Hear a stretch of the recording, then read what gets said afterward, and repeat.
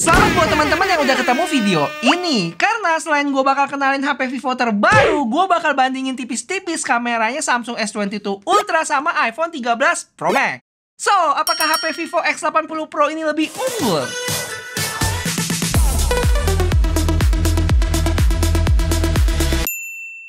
Sebelumnya kita intip dulu yuk ada apa aja di dalam boxnya yang berbentuk kotak ini dengan tulisan X80 Pro Co-Engineered with Zeiss. Udah disiapin juga pil buat buka plastik luarnya ya, mantap.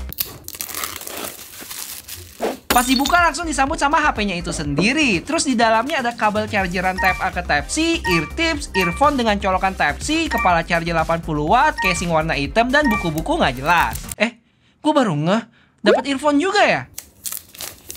Dan ini dia HP-nya.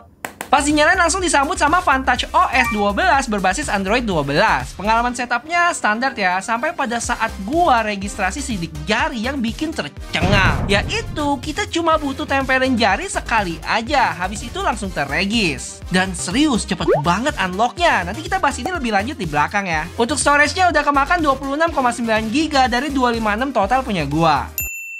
Impresi awal gue tentang HP ini, wah kamera modulnya udah kayak layar tancap, luas banget dah. Tapi positifnya, kalau kita taruh di meja gitu, rata ya, nggak goyang-goyang. Bumnya pun termaksud tipis kok. Material belakangnya, gue demen. Bisa dibilang anti sidik jari. Tapi sayangnya untuk kamera modulnya magnet sidik jari. Terus lanjut ke bagian depannya punya layar 6,78 inch dengan kamera selfie di tengah. Bezelnya termaksud tipis, apalagi sisi kanan sama kirinya. Mungkin ketolong juga karena layarnya yang melengkung gitu. Di sebelah kanan dia punya volume dan power button. Di sebelah kiri kosong, di atas ada IR blaster, mic plus tulisan profesional fotografi. Terakhir di bawahnya ada lubang speaker, port Type C, mic dan dual SIM slot yang nggak bisa tambah memori. Walaupun HP ini punya tebal 9,1 mili, tapi feel genggamnya berasa tipis dan licin juga loh, mesti hati-hati. Tapi kalau dipakein case bawaannya mendingan kok. BTW material case-nya cukup oke sih, berasa kayak kulit, mungkin bahan vegan leather gitu. Untuk beratnya 219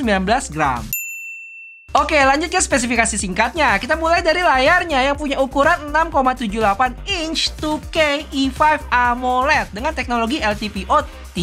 Hah? Udah LTPO3 aja? Apaan tuh bang? Sebenarnya mirip ya kayak LTPO2 yang mana punya kemampuan dynamic refresh rate dari 1 Hz ke 120 Hz sehingga konsumsi dayanya jadi lebih hemat. Dan apa bedanya di LTPO3 ini? Efisiensi dayanya lebih baik dibanding versi sebelumnya. Dari sisi performance dipersenjatai oleh Snapdragon 8 Gen 1 dan punya tambahan chip nih yaitu Vivo V1 Plus yang lebih menghandle bagian fotografi, videografi, sama gaming. Untuk baterai dia 4700 mAh ya dengan fast charging 80 watt dan wireless charging 50 watt. Untuk kamera dia punya 50 megapiksel main dengan sensor bikinan khusus dari Samsung buat Vivo yaitu ISOGEL GNV dan udah ber-OIS. Lanjut dia ada 48 megapiksel ultra wide, 12 megapiksel portrait 2 kali optical zoom dengan gimbal stabilization dan 8 megapiksel periscope tele. Plus ada Zeiss Optic dan Zeiss T-Star Coating. Buat yang nggak tahu, jadi Zeiss T-Star Coating itu adalah lapisan khusus di lensa kamera yang gunanya untuk meminimalisir flare. Nih kalian bisa lihat nih, contohnya gue bandingin sama iPhone. Oh ya, untuk kamera selfie-nya itu 32 megapiksel. Untuk resolusi video belakangnya dia bisa sampai 8K 30 fps ya dan 4K 60 fps. Untuk kamera depan 1080p 30 fps aja. Sedangkan mode kamera app-nya diantaranya ada high resolution, night, portrait, foto, video, pro, dan ini dia more-nya. Nanti kita bahas fitur-fitur menarik setelah ini. Terakhir untuk spek lainnya itu dia udah HP 5G, dual stereo speaker, fingerprint scanner ultrasonic, IP68 rating, dan lain sebagainya. Salah satu yang bikin gue impress sama HP ini adalah fingerprintnya. Tadi gue udah sempat kasih lihat ya, registrasinya itu unik. Cuman tempelin sekali aja, nggak usah berkali-kali kayak kebanyakan HP in-display fingerprint lainnya. Untuk unlocknya juga cepet banget. Cuman tempelin jarinya aja udah bisa kebuka kok, nggak usah ditekan terlalu kencang. Selain itu area scanningnya pun juga luas loh dibanding sama HP lainnya. Oh ya, BTW ini bisa diatur ya luas beserta animasinya. Dan terakhir, kalau tangan kalian basah masih bisa ke-detect gitu. Sedangkan gue sempat coba juga di S22 Ultra nggak bisa ke-unlock. Wah, teknologi fingerprint di HP ini sih udah the next level kalau gue bilang.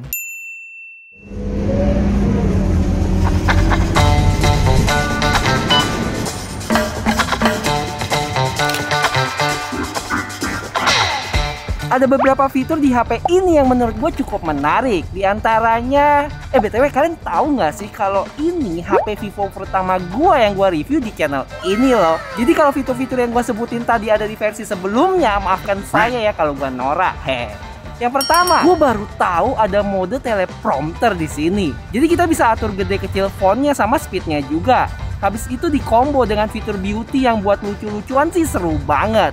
Kayak alien nggak sih gue? Gila, gede banget jidatnya, bisa diatur sih. Untuk potretnya sama, bisa atur beauty dan ada fitur lagi yang arahin kita buat pose. Waduh gila, keren banget sih ini. Serius, ini HP sih rajanya kamera ya, apalagi buat ciwi-ciwi nih, pasti demen banget.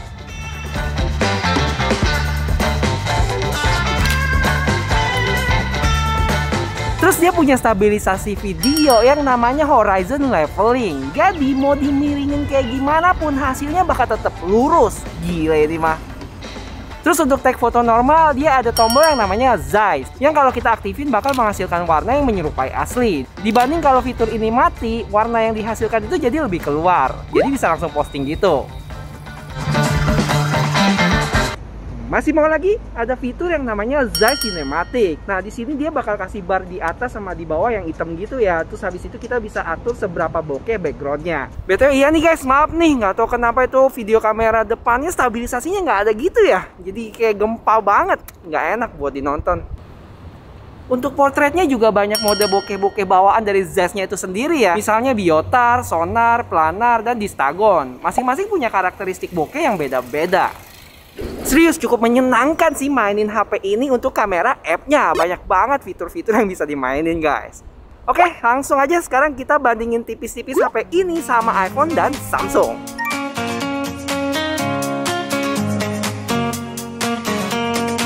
Oke guys, sekarang gue lagi ada di Helix Bridge, pengen jalan ke depan MBS buat ambil foto-foto.